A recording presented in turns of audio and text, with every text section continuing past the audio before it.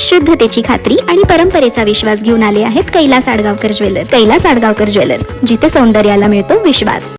त्या ठिकाणी उपस्थित आमचे आमदार राहुलजी, जिल्हाध्यक्ष केदारजी, विजय चौधरी, लक्ष्मणजी सावजी, उपस्थित सर्व आमचे मान्यवर, सर्वप्रथम मी सर्व मतदारांचे आभार व्यक्त करतो. सर्व नाशिककरांच्या या ठिकाणी मनापासून ऋण व्यक्त करतो की त्यांनी एवढ्या मोठ्या संख्येमध्ये भारतीय जनता पक्षाचे उमेदवार या ठिकाणी निवडून दिलेले आहेत. आता माझ्याकडे जो आकडा आलेला तो 72 आलेला आहे आणि 4-5 मिनिटांमध्ये डिक्लेअर होणार आहे. बस 76 उमेदवार हे आमचे निवडून आलेले आहेत. 76 नगरसेवक आज भारतीय जनता पक्षाचे या ठिकाणी आहेत.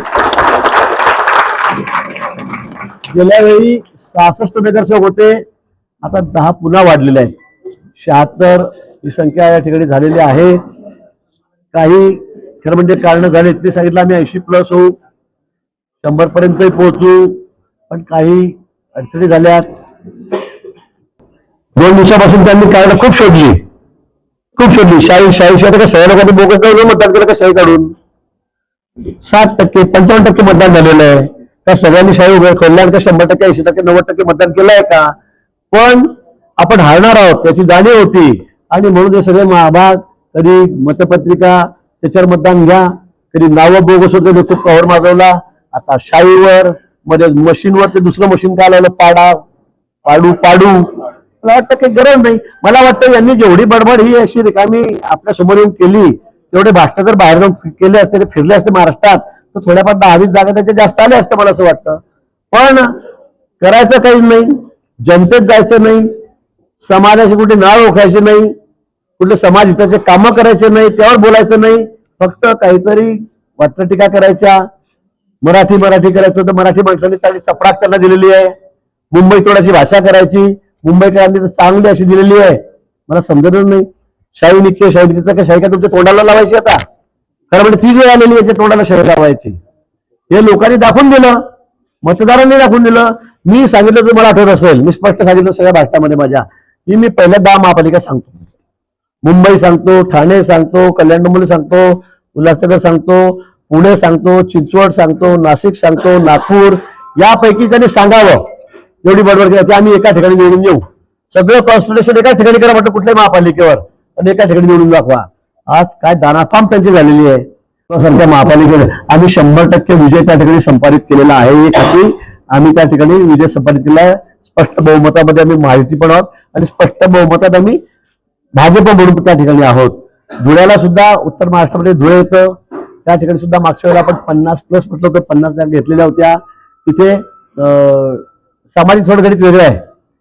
74 पैकी एकाच समाजाच्या जागा 19-20 निवडून येतात. मग राहिलेल्या जागा त्या ठिकाणी 54 आहेत, 55 आहेत. या 55 जागेपैकी जवळपास 51 जागा, 50+ या जागा भारतीय जनता पक्षाच्या त्या ठिकाणी निवडून आलेल्या आहेत. आणि जवळ 90% यश त्या ठिकाणी भाजपला मिळालेलं आहे. 100% यश जळगावमध्ये त्या ठिकाणी मिळालेलं आहे. आणि नाशिकमध्ये सुद्धा एक विक्रमी आकडा 15 जागा म्हणजे आमच्या हातच्या गेल्यात, कारण नसताना गेल्यात, हे आम्हाला मान्य करावं लागेल. पण तरी पण 76 जागा मोठी संख्या या ठिकाणी, स्पष्ट बहुमत महापालिकेमध्ये भारतीय जनता पक्षाला या ठिकाणी मिळालेलं आहे. आणि म्हणून मी पुन्हा सर्वच मतदारांचे, विशेष करून कार्यकर्त्यांचे, सर्व पदाधिकाऱ्यांचे या ठिकाणी मनापासून आभार व्यक्त करतो की अहोरात्र परिश्रम त्यांनी केला, खूप मेहनत त्यांनी घेतली आणि त्यामुळे 76 पर्यंत आम्ही या ठिकाणी पोहोचलेलो आहोत. उत्तर महाराष्ट्राचं सांगायचं झालं तर जळगावला आम्ही महायुतीमध्ये होतो. 46 जागा आम्ही घेतल्या होत्या. 22-21 जागा इथे शिवसेनेला दिलेल्या होत्या. त्या ठिकाणी 46चे 46 कमळावर जेवढे अधिकृत उमेदवार आम्ही दिलेले होते ते सगळे भाजपचे निवडून आले. आणि महायुतीमध्ये सुद्धा आम्ही 74 पैकी जवळपास 70, आणि मला वाटतं हा महाराष्ट्रात उच्चांक असेल. म्हणजे उत्तर महाराष्ट्र हा 100%, तसा नगरपालिकांमध्ये आपण बघितलं असेल, महापालिकेमध्ये असेल, सगळ्या ठिकाणी आमदारी नाशिक शहराचे तिन्ही भाजपचे या ठिकाणी आहेत. त्यामुळे मला असं वाटतं की हा उत्तर महाराष्ट्र भाजपचा बालेकिल्लाच आहे, तो परंपरागत आहे. आणि म्हणून आज या ठिकाणी 76 जागा नाशिकमध्ये जिंकल्याचा खूप आनंद आम्हा सर्वांना या ठिकाणी आहे.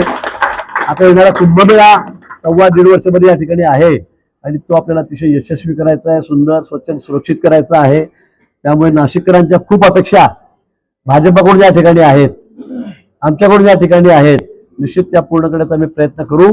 परवा देवेंद्रजी या ठिकाणी आले त्यावेळेला त्यांनी आपल्या भाषणात अनेक गोष्टी सांगितल्या, अनेक विकासाच्या मुद्द्यांवर ते बोलले आणि नाशिककरांनी त्यांच्यावर विश्वास ठेवला आणि एवढ्या मोठ्या संख्येने आम्हाला या ठिकाणी निवडून दिलं.